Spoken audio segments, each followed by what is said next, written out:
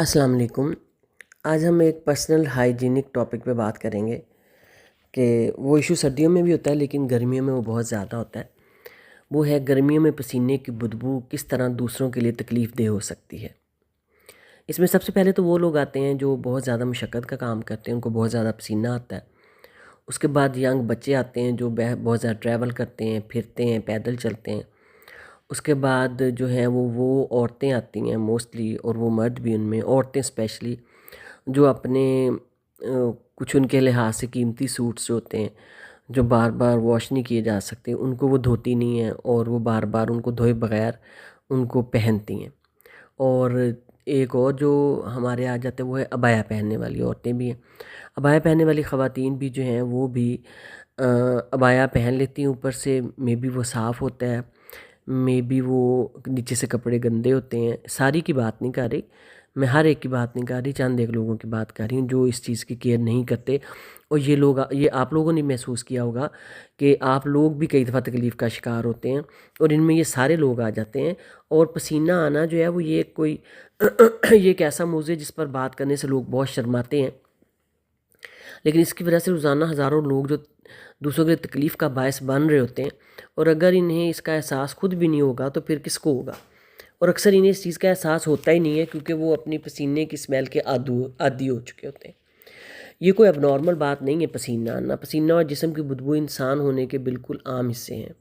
یہ نارمل ہے۔ اور ہمارا جسم خود کو ٹھنڈا کرنے کے لیے پسینہ پیدا کرتا ہے، اور جب یہ پسینہ ہماری جلد پر موجود بیکٹیریا کے ساتھ مل جاتا ہے تو وہ خوشبو پیدا ہوتی ہے جسے ہم جسم کی بدبو کہتے ہیں۔ اور اس کے پیچھے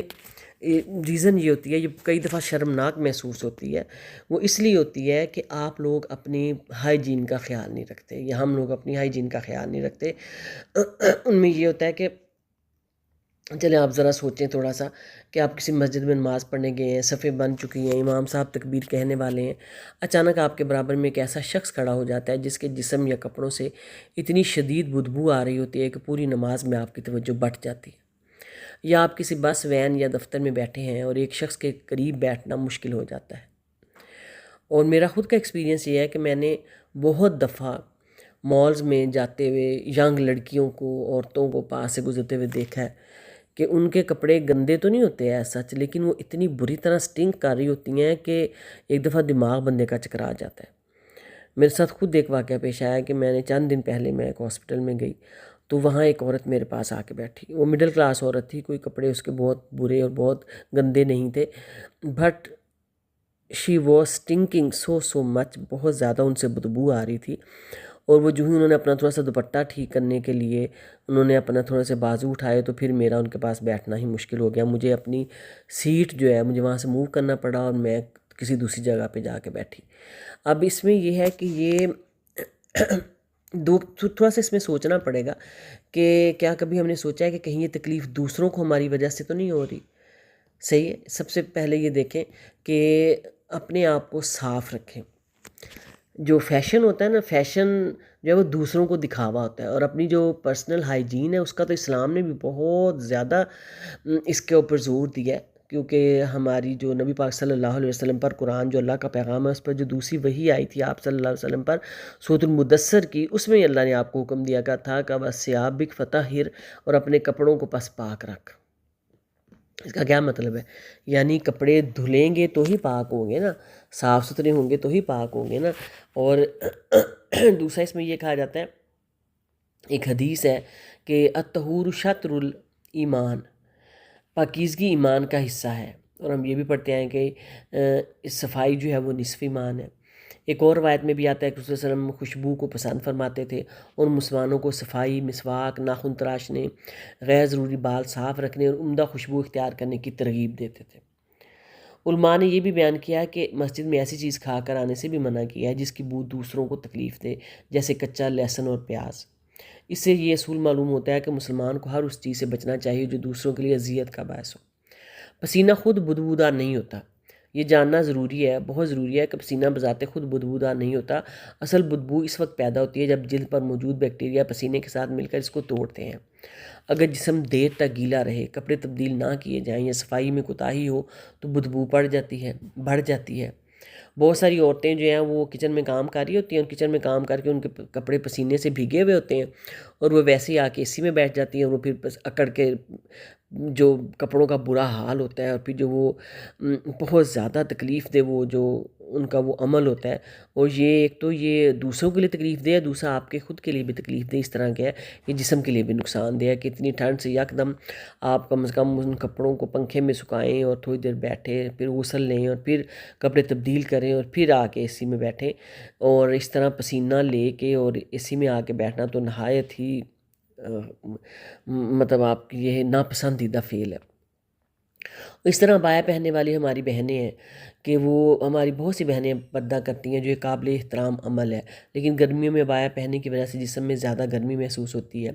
خاص طور پر اکثر کئی گھنٹے باہر رہنا پڑتا ہے۔ ایسی صورت میں وہ کیا کریں؟ ان کا بہت ہی شاندار عمل ہے کہ وہ عبایا پہنتی ہیں، لیکن کچھ حفاظتی اقدامات اس طرح کریں کہ لوگ کہیں عبایا والوں سے نفرت نہ کرنے لگ جائیں۔ روزانہ غسل کریں، عبایا اور اسکارف کو باقاعدگی سے دھوئیں، بغلوں اور جسم کے زیادہ پسینہ آنے والے حصوں کو خشک رکھا جائے، مناسب اینٹی ڈیوڈرنٹ لگائے جائیں اور سپریز لگائے جائیں جو پسینے کو دور کریں، کافی مقدار میں پانی پیا جائے، اگر ممکن ہو تو گرمی کے لیے موزوں کپڑے منتخب کیے جائیں۔ سخت محنت کرنے والے بھائی جو ہیں، جو لوگ دھوپ میں مزدوری کرتے ہیں، رکشہ چلاتے ہیں، کھیتوں میں کام کرتے ہیں، فیکٹری یا ورکشاپ میں محنت کرتے ہیں، ان کا پسینہ بھی عزت اور حلال روزی کی علامت ہے، لیکن محنت کے بعد صفائی بھی ضروری ہے، کام ختم ہونے پر غسل کریں۔ ایون تو جو موسٹلی جو مستری مزدور جو کام کر رہے ہوتے ہیں، وہاں ان کے پاس کھلا پانی ہوتا ہے، اگر اتنی شدید گرمی میں اتنا پسینہ آئے تو دن میں 2 دفعہ بھی نہا لیں، کپڑوں سمیت ہی نہا لیں، تاکہ جسم سے پسینہ بھی نکل جائے، اور تھوڑا بہت شیمپو صابن پاس رکھیں تو یہ معاملہ حل ہو سکتا ہے۔ اور جوتوں کو خشک رکھیں، ممکن ہو تو ایک اضافی سوٹ ساتھ رکھیں، شرٹ ساتھ رکھیں، اور اپنا بہت خیال رکھیں۔ اس میں صرف مزدور یا اس میں ہم سب بھی آتے ہیں، مرد بھی آتے ہیں، اور کچھ لوگوں کے جسم سے جو ہے وہ بائی نیچر ہی سٹنگ کرتا ہے ان کا پسینہ، کچھ لوگوں کا نہیں کرتا، تو وہ یہ اس کو اپنی انا کا مسئلہ نہ بنائیں۔ اس کو یہ دیکھیں کہ اگر میرے جسم سے یا کسی کے جسم سے بھی، ہم میں سے کسی کے جسم سے بھی پسینہ جو ہے وہ آتا ہے، وہ بو دیتا ہے، تو اس کا حل ڈھونڈیں۔ اب اس میں ہم اللہ کے ساتھ لڑائی کریں، کیونکہ جسم تو اللہ نے بنایا ہے، تو اس میں ہمارا کوئی قصور نہیں ہے یا ہمارا کوئی کمال نہیں ہے کہ ہمارے پسینے سے بو نہیں آتی، کسی کے سے آتی ہے، لیکن اس کے حل ڈھونڈیں۔ اس کے حل یہ ڈھونڈیں کہ بہت اچھی قسم کا ڈیوڈرنٹ لیں، اور اچھی قسم کا ڈیوڈرنٹ آپ افورڈ نہیں کر سکتے تو نہایت ہی سستی چیزیں جو ہمارے حکیم لوگ بتاتے ہیں، اور ہمارے سیانے دادا دادیاں ہم سب سارے ہمیں بتاتے رہے ہیں، نانیاں، کہ ایک نہایت ہی آسان سا نسخہ جو ہے وہ پھٹکڑی کا پاؤڈر بنا کے ہم اپنے آرم پٹس میں یوز کر سکتے ہیں، پسینوں والی جگہ پہ یوز کر سکتے ہیں۔ موسٹلی جو پسینہ بدبودار ہوتا ہے وہ آرم پٹس کا ہوتا ہے، آرم پٹس کا، بغلوں کا، یعنی بہت دھیان رکھیں، بال صاف رکھیں، اور یہ پھٹکڑی کا پاؤڈر یوز کریں اور ساتھ کوئی ڈیوڈرنٹ یوز کریں، تو آپ خود ہی فیل کریں گے کہ یہ مسئلہ حل ہو جائے گا۔ تو دوسرا یہ ہے کہ جب آپ فرض کریں آپ اتنی گندی شرٹ کے ساتھ یا اتنے گندے کپڑوں کے ساتھ کسی دوسرے کے ساتھ بیٹھیں تو ساری زندگی کے لیے آپ کا امپیکٹ خراب ہوتا ہے۔ صحیح ہے، ان چیزوں کو ذہن میں رکھیں۔ اور کئی دفعہ ہوتا ہے کہ ملازمت کے انٹرویو دینے کے دوران، کاروباری ملاقات یا رشتہ دیکھنے جیسے مواقع پر بھی جسمانی بدبو انسان کی شخصیت پر منفی اثر ڈالتی ہے، اور اپنی بدبو خود کو محسوس نہیں ہوتی۔ یہ بھی ایک سائنسی حقیقت ہے کہ ہمارا دماغ اپنی مستقل خوشبو یا بدبو کا عادی ہو جاتا ہے، اسی لیے ہمیں اپنی بو محسوس نہیں ہوتی، لیکن دوسروں کو فوراً محسوس ہو جاتی ہے۔ اس لیے اگر گھر کا کوئی فرد محبت سے توجہ دلائے تو ناراض ہونے کی بجائے اس کی بات سنیں۔ تھوڑا سا اس میں ہم لوگ بہت جلدی ناراض ہو جاتے ہیں کہ اس نے مجھے کیوں کہا، تو ایسا نہیں کریں۔ اگر آپ خود ہی فیل کر لیں کہ اگر مجھے میرے سارے کپڑوں میں ایک دفعہ پسینہ آ گیا تو obvious سی بات ہے کہ ان میں بو آئے گی، تو میں کسی دوسرے کے کہنے سے پہلے ہی ان کو چینج کر لوں، لیکن کچھ لوگ ہوتے ہیں وہ نہیں کہنا مانتے، تو ان کو پیار محبت سے سمجھائیں۔ خوراک کا یہ ہے کہ اگر آپ زیادہ مسالے دار غذا، لہسن، پیاز، پانی کی کمی اور تمباکو نوشی جیسی چیزیں کھاتے ہیں تو وہ بھی بو کو بڑھا دیتی ہے۔ پانی زیادہ پئیں، متوازن غذا کھائیں، پھل اور تازہ سبزیاں کھائیں، اور اگر بالکل بھی بو ختم نہ ہو، مناسب صفائی کے باوجود بدبو یا غیر معمولی پسینہ مسلسل رہے تو کسی مستند ڈاکٹر سے مشورہ کریں، کیونکہ بعض اوقات یہ کسی طبی مسئلے کی علامت بھی ہو سکتی ہے۔